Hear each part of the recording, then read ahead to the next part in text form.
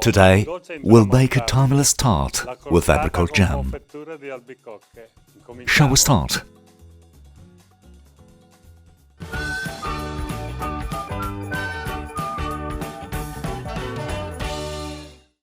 Let's start with the pastry. We put some softened but still solid butter.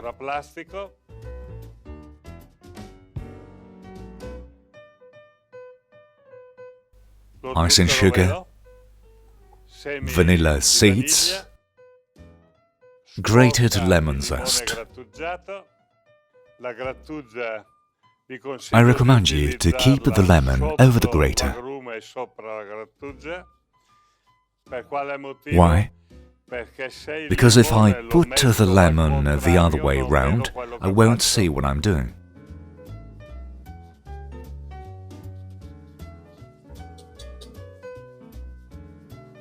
Now let's stir the buttery dough. At speed 1, I'll put the salt in the egg to melt, and I'll put the honey with the butter.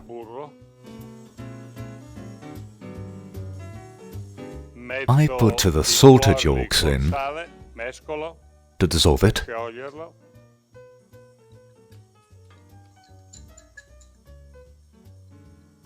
The flour has been sifted twice, because it is more easily absorbed in the fat mass. Increases its volume. I turn the machine off, add the flour. Back to speed 1. The dough is complete. Now we put it in the refrigerator to stabilize its density.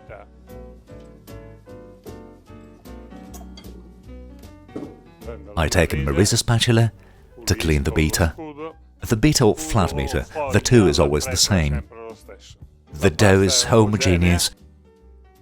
Try it. Does not stick to your fingers. This means that its density is right. I take some flour. I dust to the table.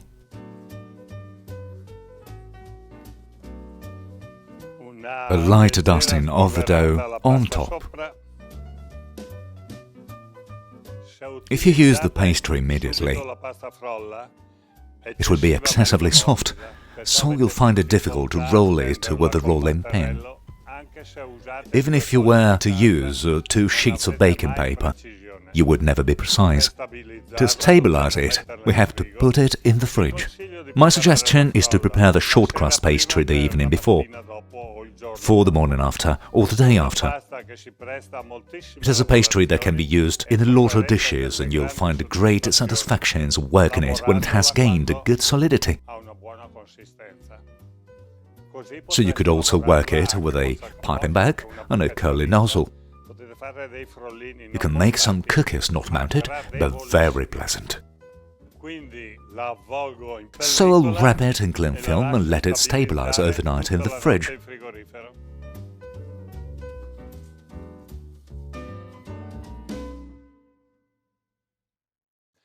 Now let's move on to the making of our tart. I remove the tin foil from the pastry that has been in the fridge. You see that it has stabilized. I dust the worktop, a light dusting over. Do not overdo with flour above and below, otherwise the pastry will turn grey during cooking.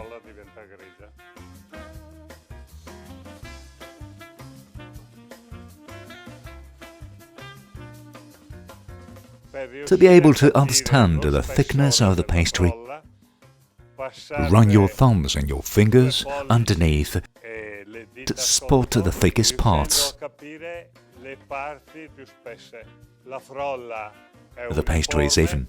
I cut it with this 22 cm ring. I place it on a baking tray covered with a sheet of baking paper. I take the pastry bottom and put it inside the ring. I pierce it with a fork. I take the apricot jam. I grate the lemon in the jam. I mix it to standardize the aromatic part. I put the jam on the base.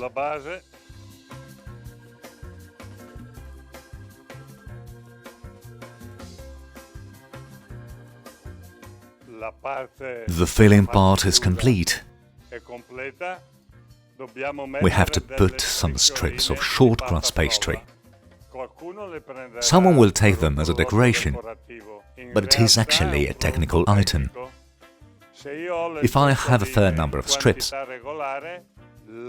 the jam won't burn on the surface.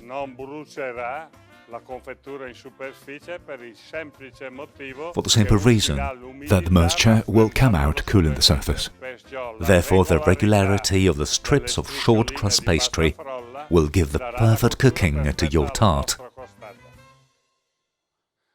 I give a light dusting of the working table.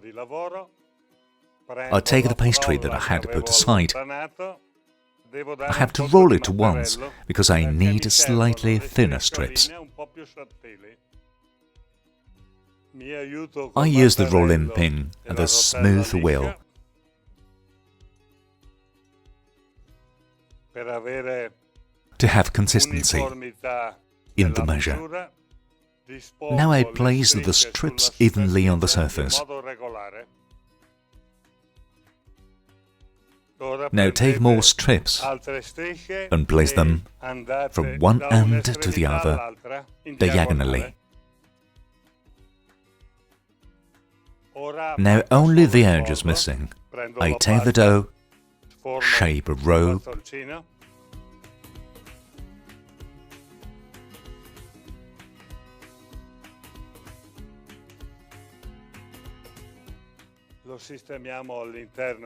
let's place it inside the ring and squeeze it slightly.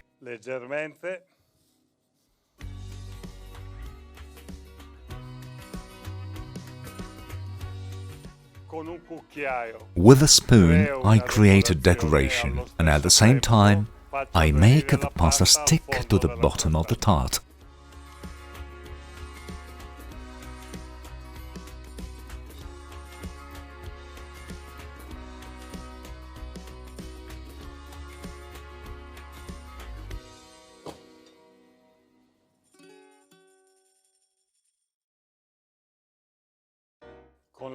We can make many products with short crust pastry.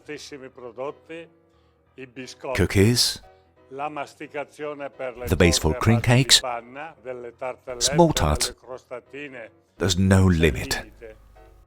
This cake is very simple. The French call it the gâteau de voyage, which is a cake you can use while traveling. In order to obtain a good apricot jam tart, we have to follow some very simple rules. 30% of the total weight of the paste must be jam.